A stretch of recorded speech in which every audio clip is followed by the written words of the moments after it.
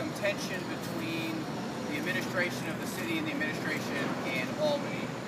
And perhaps 40 or 50 years ago, when a lot of the constructs that we take for granted today were created, we might have been able to say that Albany was the place of the mature legislating, and here in New York City we needed some help.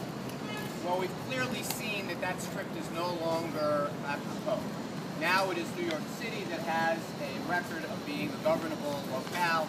Democrat or Republican, no one any longer says that New York City is an ungovernable city. Yet every July 4th, we should all think not only about the independence of our country, but we should think a little bit about the independence of New York City from the shackles of Albany. So much of our lives in New York City are governed by legislators in Buffalo, legislators in Schenectady, and legislators in Plattsburgh. On this day, I want us to think a little bit about something that the mayor, the next mayor, should think about every single day.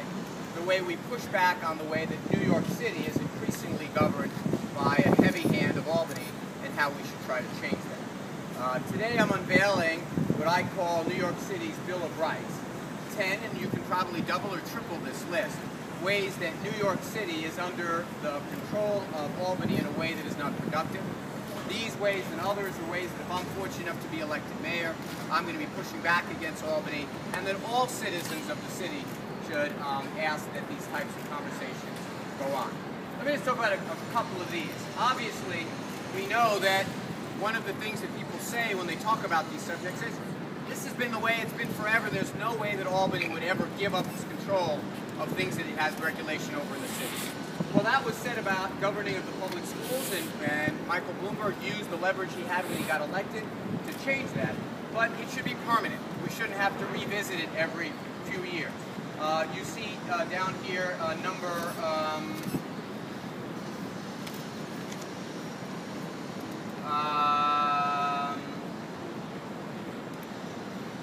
I was looking for the one that has charter schools. Number 6 is an extension of number 1. You know, we have a conversation about charters in this city. Some people like them, some people don't. We have a conversation every so often, should Albany lift the cap on the number of charters? Why should Albany have anything to say about whether we have charter schools, whether they be 0 or 500? New York City, the authority to raise and lower taxes. Look, if New York City representatives here in the city council or the mayor's office say, listen, we want to change the structure of our taxes, whether it be sales tax or even just the distribution of our real estate tax, that should be something that should be under our control. Simple things like getting New York State facilities to pay their fair share of taxes.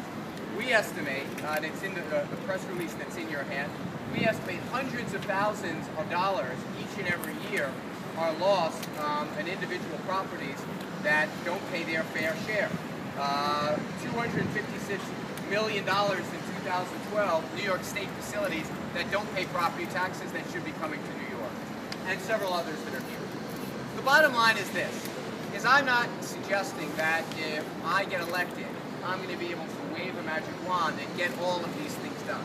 But I am going to say that every single day that I'm in office, I'm going to be thinking about the construct that we have and how we can change it. It is wrong right now. It is virtually indefensible that someone upstate New York in the legislature is going to have an opportunity to weigh in on our rent regulations. And you're going to see in 2015, when the rent regulations expire completely, we are going to be held hostage again to action in Albany before we can take advantage of this most basic thing that regulates New York City property. And here's the deal I'm prepared to make. I will say to the state legislator, to representatives in Binghamton, you let us govern New York City, and I promise I won't try to govern what goes on in Binghamton. That should be the deal. And I think that if we can show we can do more of these things, not only will it keep the lines of authority straighter, but it'll also make for better outcomes at the end. And with that, I'm glad to take your questions. Yes, ma'am. How would you accomplish this in Albany if that passed state legislation to give up control? The answer is, in most cases, the answer is yes. In most cases, what we'd be doing is saying to the state legislature, just like you did with the control of the public schools, this isn't functioning correctly. Let's give our legislature, our mayor, the ability to regulate these things. And in most cases, these things are anachronistic. In most cases, I mean, you look at their continued control over the Erstat laws. It is, I mean, maybe there are a few thousand units outside of New York City that fall into the category of our rent regulations. But they only do it to exert control. That's it. That the state Senate, for example, which is a majority non-New York City representatives, they exert control and they take their fundraising where they can get it. And what we're going to suggest to them is, look, is we try to improve governance in the state as a whole, giving New York City more control is ultimately in everyone's best interest. Yes, sir. Do you think Michael Bloomberg hasn't done enough to push back against Albany control? I think he's got a spotty record. I think there have been times that he's spoken very loud. Look, he gets credit, and I think part of his enduring legacy is he should get credit for the control we have now over the Board of Ed. And whether you think he's done a good job or a bad job with that control, now the next mayor will benefit from it. But just recently, he didn't like the outcome on the taxi issue at the city council. He went to the state legislature and had it overturned there. Now, I ask you, the next time I go to the state legislature as mayor and say, give me some help on controlling pension costs, or get out of our way so we can control more ground zero development, they're going to say, well, you seem to want it both ways. So he really set us back with that, for example. Again, it isn't so much we guarantee an outcome. We just guarantee, if we're given this control, we're guaranteed accountability. You'll be able to point to your councilman, point to your mayor, and say, okay, you've got the responsibility, I want to see what you do. Yes, ma'am. Anthony, is there anything like mayoral control that would be a specific issue that you would fight for on day one, and you know, say this is what is a top priority for me in terms of getting control? Well, I want to say, look, there are a lot of things that I seek to do in Keys to the City, and several of these ideas are in Keys to the City, the book that I've written that's on my website, where we talk about the challenge of the middle class and those struggling to make it.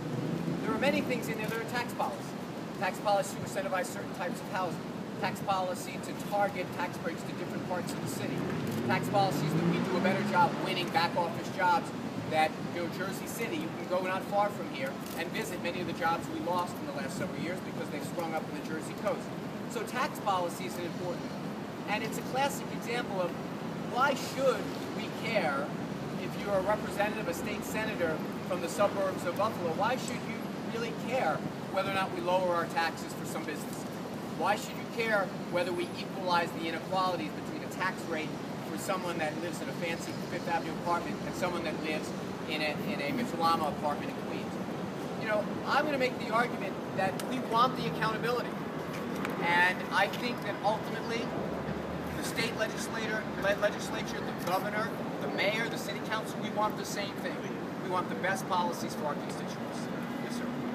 How the governors do Let me do off topic in a moment. Let me just finish on this subject. Yes, sir. In your days as a councilman and congressman, did you deal at any time extensively with the state legislature? And if so, what was your experience in dealing with them? Well, I was on the state and federal legislation committee here at City Hall in my days as city councilman, and I would watch that periodically.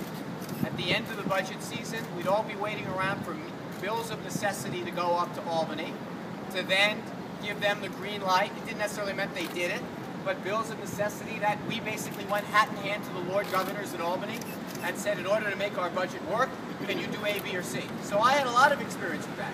It was dysfunctional then, it's dysfunctional today. If we think something is of necessity, we should have an opportunity to go out and do it. The fact that we have the structural thing that we need to wait on Albany and hope and pray. Let me just reiterate something I said at the outset. Maybe once upon a time you could say that Albany was a better governed legislature than New York and a better governed city, a better governed state than we are a city. And I have many disagreements with my colleagues in government. Sometimes we disagree on them. But the notion of accountability is just too blurry in this country. You know, when the cost of ground zero went up astronomically because we had to wait for the Port Authority to finally get out of its own way, or when the Battery Park Authority collects money and we don't have a good sense of where it goes, that's a problem. Yes, sir. Not quite yet. On top. Yes, sir. So in a sense, though, you said that New York's now a governable city. Isn't this sort of make the case that having these things in place is the reason why we're a governable city? Quite the opposite. Can you name 3 members of the MTA board? Excuse me, sir? Other than the guy that just got yeah, okay. up, yeah. The point is not, I can't either. And the point is that just now when I got out of the subway, I bet you if you looked around, I'm not saying all of them, there are a lot of tourists, or some people come, but the overwhelming amount of people that use the MTA are residents of New York City. Now, we saw what happens when you don't have a lines of accountability. For years, Mayor Giuliani treated the Board of Ed as a punching bag. Why? Because he can say it's not me. We see it now with the Board of Elections. The mayor, every so often, beats the bejesus out of it because he has no actual accountability. There's no incentive to really get something done. One of these things, number 8, let New York City keep Medicaid fraud and bounties. Right now, we share the burden for Medicaid. Now, you can argue New York City pays more than other places because of the New York system of doing it. What incentive is there for New York City to go out, spend some money to try to save money for Medicaid? They only get a portion of the savings, if any. At NYCHA, which is something that's between state, federal, and city. If someone went and figured out a way to get $10 million worth of cost savings, the federal government and the state might say, okay, that's $10 million less than you need. The blurred accountability makes for bad governance. These things didn't help. I can't think of a single one of these that's actually made us better off over the course of time. Yes, sir. I'm saying a cap should not exist. Let the people in this building decide how many charters there should be. There might be, we may decide as a policy, we want no more. We might decide as a policy, we want 500. But can someone explain to me in a rational way why a legislator, I'm running out of state cities, from Skinneapolis, what is it? Skinneapolis, should have any say on whether there should be a charter school on Schenectady Avenue? See what I did there? Back to the MTA for just a second. Sure. It of course runs 2 major suburban rail lines. So while what you're saying may make sense intuitively to a New York City voter or resident, the MTA itself is a much more expansive operation. And have you thought through? This is true, and I'm open to discussion about how we structure this. And I'm not saying that my suburban neighbors should not have any say. The only question is if the overwhelming number of the riders are New York City or people coming to New York City. All I'm asking for in this case is not to dismantle the MTA, but give the mayor, and I suggested this in 2005, give the mayor a majority vote. So at least he's accountable and his members. Yes, sir. The mayor has made a similar call in the past for more independence. He's also given millions of dollars to Senate Republicans. What makes you think that you would be more successful than he's been? I can say, and write this down, I will not be giving millions of dollars to Senate Republicans. Say that with certainty. But look, the mayor has sent very mixed messages. He supported a Republican Senate that rarely, if ever, has New York's best interests in mind.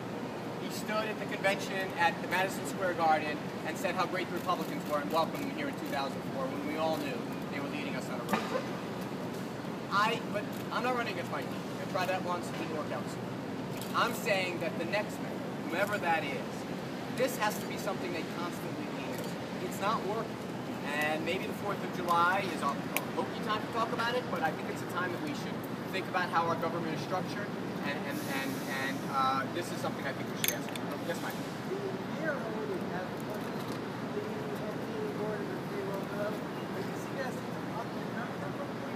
Same number, majority for the mayor. The same number, where would we take our 1 extra vote from? Yes. Or our 2 extra votes up? Yes. So. Yes, sir. Are we done with on topic? Have you discussed this with anybody in Albany at all? All the time. Oh, well, not anyone in Albany, but I discuss it with citizens all the time. The number of times you get questions in the context of running for mayor, that the answer is some formulation of, yes, we've got to go to Albany and fight. The number of questionnaires you get coming in as a mayor, will you commit to go to Albany and fight to get our right to do A, B, or C? The conversation is completely distorted, even about charter schools. When was the last time that any of you covered a charter school cap argument? That you asked the question, why do they have a cap, and why do they? You're writing about red light cameras on Kings Highway, and we're waiting on tenterhooks at the end of the session to find out if we got okay to put up a red light camera on Kings Highway. It makes no sense, and yet we kind of stipulate to it in our debates. And all I'm saying is, from this moment and in this campaign, I'd like us not to stipulate the status quo. Say we're going to try to fight to change it. Yes, sir. I have a question on gun control. There's been a bill floated year after year in the legislature trying to bring back gun control. Right. In New York, and it's never worked, always failed. What's the first of all, we have the argument periodically during times when there are rents being considered. Look, let's be very honest about what goes on around rent regulation. The Republican Senate likes to keep the control because they raise a boatload of money from real estate interests around the reauthorization of rent regulations.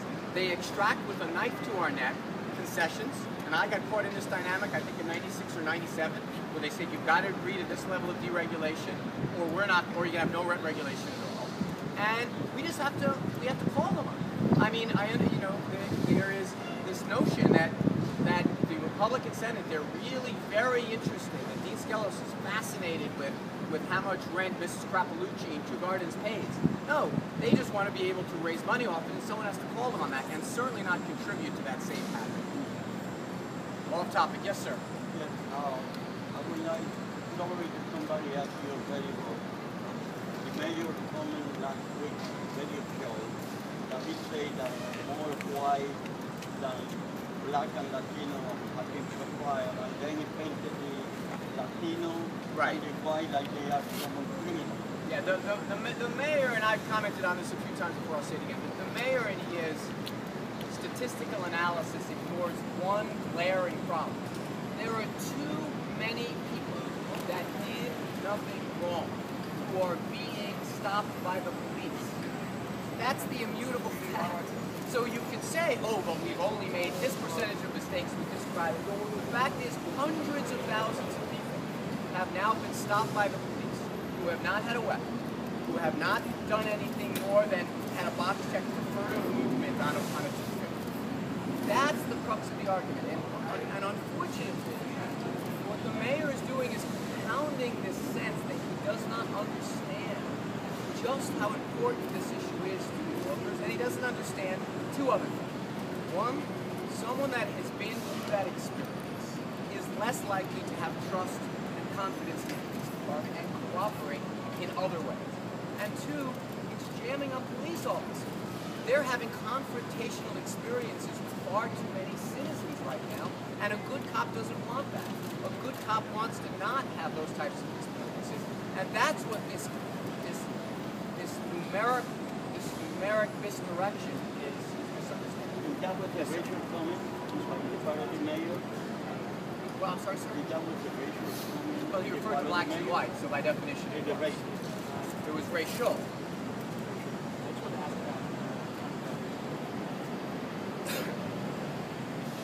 I'm focused on the challenge here in New York. Obviously, the influence of money and corruption in Albany is one of the things that prompts people to have this kind of discussion I'm having here today. He has to take steps that he thinks are right, and I saw some of his remarks about the challenges that he faces trying to govern the state in an era of way too much corruption, and he has to make a decision that he thinks are right.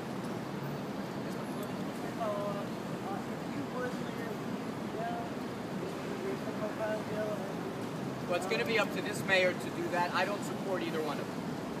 I don't support either one. This is not a problem. We don't need more infrastructure. We don't need someone saying, stop me before I do something bad again. We need a change of policy. Make no mistake. This was a policy decision by the mayor and the police commission to increase to this level. To stop it, you just need to apparently do two things. First, apparently if a lawsuit does it, because they've dramatically reduced the number of stops, and lo and behold, crime keeps going down. And the second thing to do is change the mayor. That's the policy for it. Too often, it's like, well, fire that guy. No. Just, this administration's ending. Hire me. That's what I think we should do. Yes?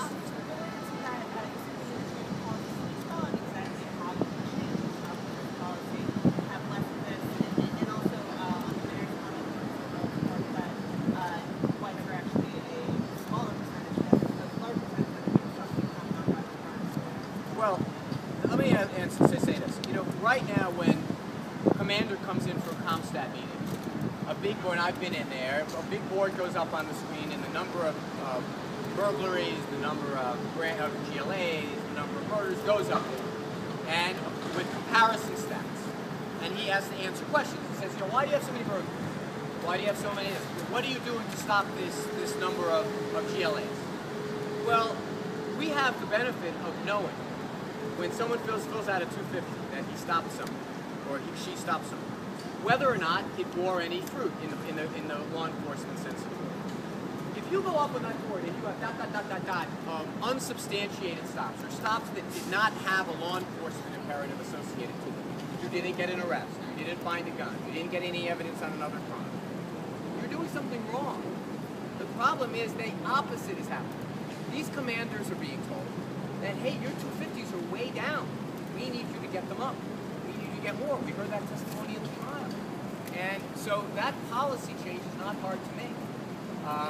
And so that's something that I'm going to do. I'm going to hold people accountable, not only on the numbers of crimes, but on how they relate to the community, how they're gathering intelligence from the community's action, how many interactions the police are having that aren't just an R&Ps rolling through a neighborhood, but they're actual people being out there in life. How much interaction they're having with younger people that is not in an enforcement setting, but in a preventive setting. It's a getting to know you setting, things like that. These are knowable things. A quick follow-up on that. The mayor and the police commissioner both say that aggressive use of stop and frisk makes it less likely that people will carry guns. The deterrent. Right. The deterrent. You know what would have 100% deterrent value? We all got stopped. I would have 100% deterrent. If every single human being in New York City got stopped every single day. That's not the country we are, it's not the city we are. And the natural extension of that argument is if you stop enough people over the course of time, then sooner or later we'll be able to weed out the one fraction of 1% that are the criminals. And the 99.999 whatever percent of people that are going about their business trying to live in a free country be damned. That's the wrong argument. These are flawed arguments to defend an indefensible policy. Congressman, there's been about $1 billion in payout for work with and stop and trace point situations where these stop and trace escalate. So sometimes that there's a bill the city council is actually tracked as being about 3 cents. Is that scheme the building invention? Look, I'm gonna have access to that data if I'm mayor, and if making that data public helps the policy discussion, I'll be willing to do it. But I referred earlier to the idea that this is not just a question of whether crime is up or down. You also have to measure this in two ways. One, are citizens coming forward and saying, okay, I see my local police officers as allies in our joint desire to get the real criminals off the street, and are they trusting, do they approach a police officer as willing?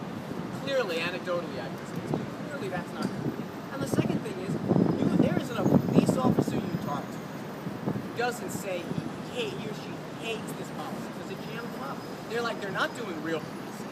The idea is always to figure out how to let cops do their job as well as you can, but measure it in a way that actually gets the outcome. If you say you want to fill up your book with 250s for furtive movement, you're going to get that. But if you want someone to actually go out and enforce the law and fight crime, they don't want to be doing that. And that's an example of what you talk about. They're having all of these interactions with people who did nothing wrong. And they're saying, oh really? What did I do that gave you reasonable suspicion that I was about to commit a crime, or that I had just committed a crime? What was that action?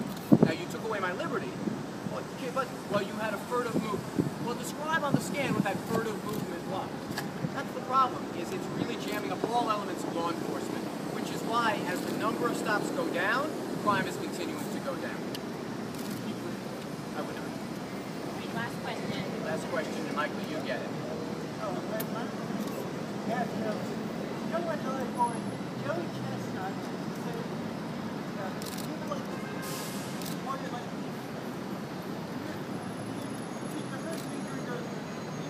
Well, Joey Chestnut obviously has an affinity for Wieners. You don't get to be where he is. You don't get to be where he is unless you do. I can tell you, I am glad that Joey has had such great success. I don't know if we have a commissioner of gorging herself on process meat in the administration, but I'm glad to have his support. I can now no longer say I don't have the support of many famous people. Yes. Do you regret sending those stamps to the Thank you very much.